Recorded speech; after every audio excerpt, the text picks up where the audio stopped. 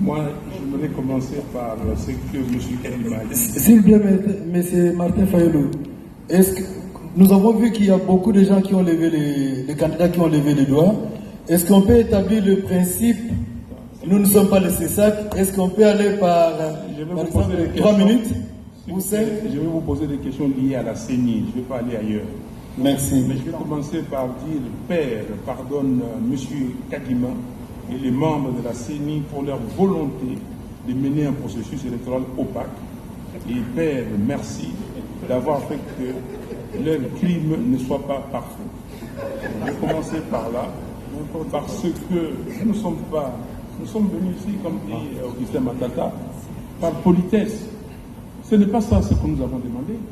On vous a demandé une réunion entre les candidats présidents de la République et la CENI pour se fixer, se convenir des règles du jeu. Et vous venez ici comme si vous amenez les écoliers, vos écoliers au zoo et leur dire voici les espèces d'animaux qui existent dans le monde. Non. Ça c'est quoi exactement ça? Mais regardez, M. Kadima, membre de la CENI, voilà les rapports des 68 pages de l'OIF.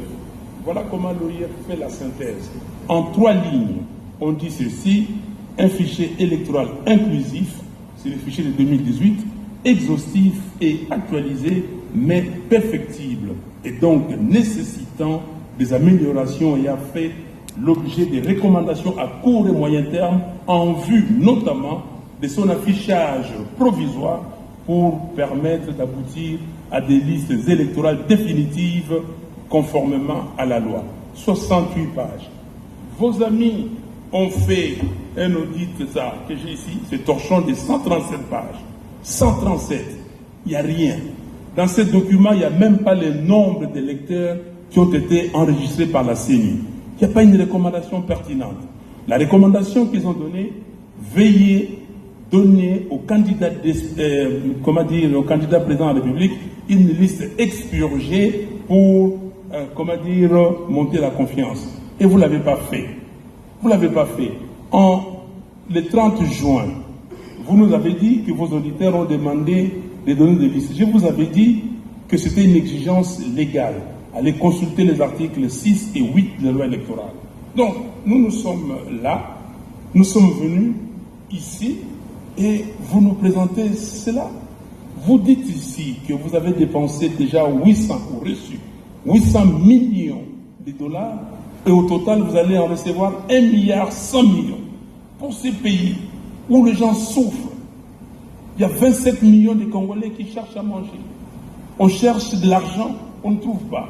Vous dépensez de l'argent pour faire des atlas ici, je ne sais pas quel marché, qui a gagné ces marchés, et venir ici nous présenter ces documents. Monsieur Kadima, les fichiers électoraux, c'est l'essentiel, c'est la base des élections.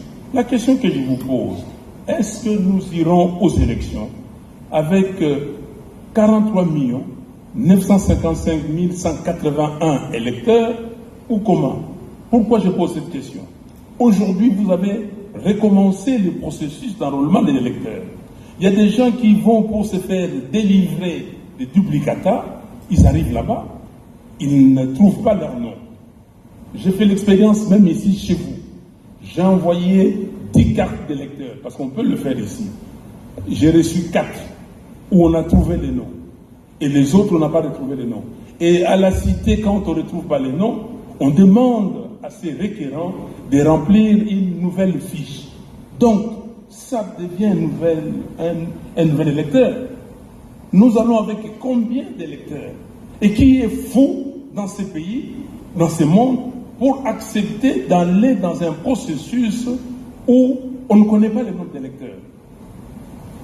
Moi, je vous ai dit, et je le répète, on vous a utilisé parce que vous êtes spécialiste d'observation électorale, vous connaissez toutes les fraudes qui existent en Afrique et vous venez ici pour proposer ces fraudes-là. Parce que l'imprimante thermique a été utilisée à dessein et vous saviez que les données, les écritures allaient disparaître.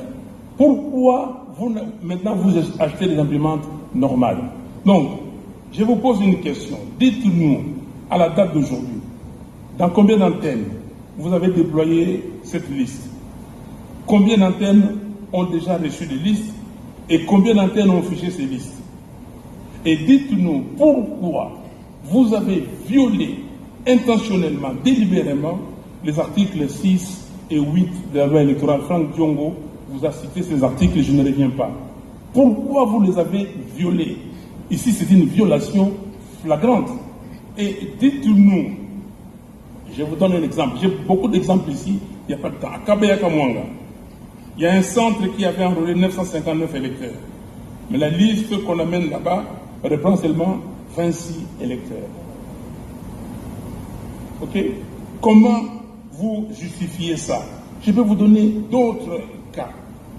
Et vous venez de le dire que nous avons organisé l'enrôlement pour ne pas exclure les électeurs. Si l'épopée des cartes nous montre que c'était fait intentionnellement, et maintenant dites-nous, dans combien de temps vos requérants ou les requérants, ceux qui veulent des duplicata, vont avoir leurs duplicata?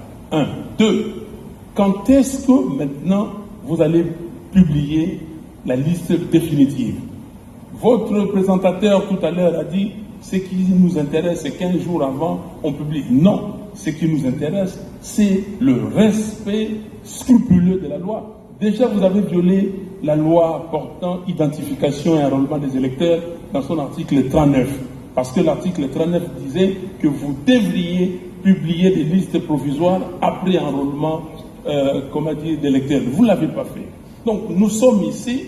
On est traînés comme ça, comme des moutons de Panurge, et nous devons aller n'importe où. Donc, ce que nous voulons, M. Kadima, vous ne pouvez pas vous tirer en bon compte comme ça avec l'argent de l'État.